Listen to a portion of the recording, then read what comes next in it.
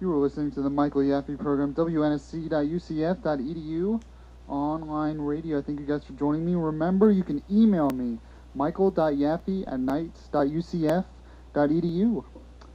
So, the green movement, the global warming movement, has a new promoter, has a new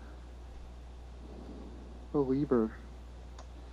It's from the Wall Street Journal. Terrorist kingpin Osama bin Laden is an unlikely commentator on economics, so his decision to make a statement Friday through Al Jazeera television on the wrongs of the US dollar and global warming seem eerily intended to coincide with the annual meetings of the World Economic Forum. In a taped recording sent to the Arabic language network, Al-Qaeda's leader, who is still thought to be hiding somewhere in the mountains of Afghanistan, urged his followers to drop the greenback and get rid of this currency as early as possible. He also blamed the West for global warming and globalization and Iran from his unknown lair. You know, Osama bin Laden. Yeah, if I can have a moment with you, Mr. bin Laden, if I can address you, because I'm kind of worried about you. I'm a little worried about you. I mean, you're losing your faith in your own religion. I mean, you're supposed to be an Islamic jihad terrorist, right? But now you're switching to the global warming religion? I mean, come on. One religion at a time here.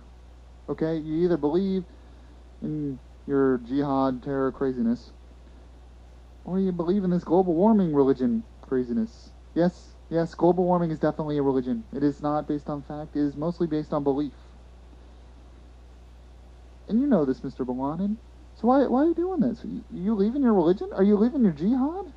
I mean, I guess if that's true, I should be glad, but why don't you move to, like, Christianity or something? Why do you have to move to global warming? Come on, Mr. bin Laden, one religion at a time, please. Stick to it, so we know how to beat you. This is from the American Thinker. It's actually from December, but it's a great example of what I'm talking about, how global warming is definitely a religion. From Mike Jensen of the American Thinker. Faith-based global warming. Two seemingly unrelated events happened recently that have given me a deeper understanding of the radical environmental movement in this country and throughout the world. The first happened with one of my students. A few weeks ago, towards the end of the current semester, I was working with my students to select the topic for the final research papers. When the students turned in their chosen topics for my approval, one caught my eye. It read, "I plan to prove the existence of God." This intrigued me, so I pulled the student aside and asked, "How do you plan to prove God's existence?" He answered, "Just look at all the miracles that happened. Last night I prayed for rain and it rained. That proves that there is a God." So I played devil's advocate. "Wait a minute. I said, my neighbor told me that she prayed for rain last week and we didn't get any. How do you explain that?" "Well," he said, "last week God's answer was no. That also proves God's existence. So according to my student, if you pray for rain and it rains, that proves that there is a God. And if you pray for rain and it doesn't rain, that proves there is a God." We'll skip the rest of my conversation with the student except to say that I made him choose another topic for his research paper. Religion belief is not built on scientific proof. It is built on faith, and that's as it should be. So, although there is scientific proof to prove Jesus and God, mostly religion is based on faith, not mere scientific proof alone. There has to be an element of faith to it, even though a lot of science needs faith too. But I'm not reading this to say anything against faith. I'm a strong Christian. But it sort of explains what religion is. Now, for the second event, in 2005, the United States experienced the worst hurricane season in history. There were 26 named storms that year, surpassing the record of 21 set in 1933. 13 of those became hurricanes, beating the previous record of 12. 7 of those hurricanes were major hurricanes. 2 of the deadliest storms, Katrina and Wilma, caused massive damage and loss of life. The death toll from Katrina was nearly 1,300, and the financial cost of the two will reach into the hundreds of billions of dollars. I have a friend who is an environmental activist, and we often argue about such issues as global warming. During 2005's record hurricane season, he would often point his finger and say, "See? Yeah, I know. I get those all the time. See, it's global warming. There's your proof. Global warming is increasing ocean temperatures, causing stronger hurricanes and more of them." I bumped into my friend a few days ago, and I asked him, this is from the American Thinker, by the way, if you're just joining me, and I asked him to explain in light of his global warming views the milder than normal hurricane seasons from 2006 to 2009. My friend's answer was immediate. It's simple. Global warming has melted the glaciers, which has caused ocean temperatures to drop. I thought they were just going to go up, causing less severe hurricanes and less hurricanes overall. So according to my friend, if we have more and stronger hurricanes than normal, that proves that the existence of global warming, and if we have fewer and less severe hurricanes than normal, that proves the existence of global warming. Do you see any similarities between my students' response and my friends? Here's the deeper understanding part. Radical environmentalism is not science, it's religion. It is based on faith, not fact. Mother Earth is the religion's god.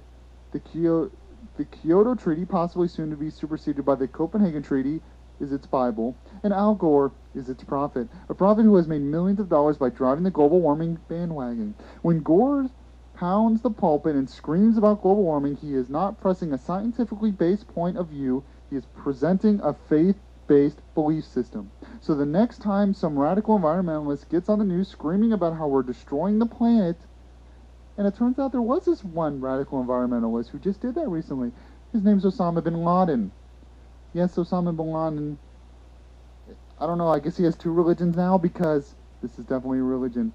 Picture him or her as your least favorite televangelist and get back to living your life in peace. See, it's a religion. That's his major point. Global warming is religion. And that's what they say. They say climate change, and they'll pull, oh, it gets cold over here, that's global warming. Oh, it's warm over here, that's global warming. And they'll say, well, it's against the average. It's against the normal.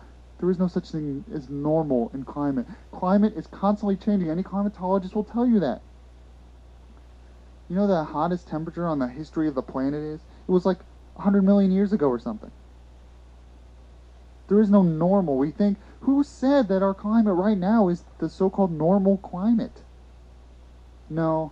And plus, I'm a Christian. My religion is Christianity, and I believe in God. And I believe that God has more control over these things than so-called Mother Earth, than so-called the planet. And of course, what interests me is they believe that the planet has this sort of equilibrium where everything is set in stone, and yet they believe it was all created by coincidence.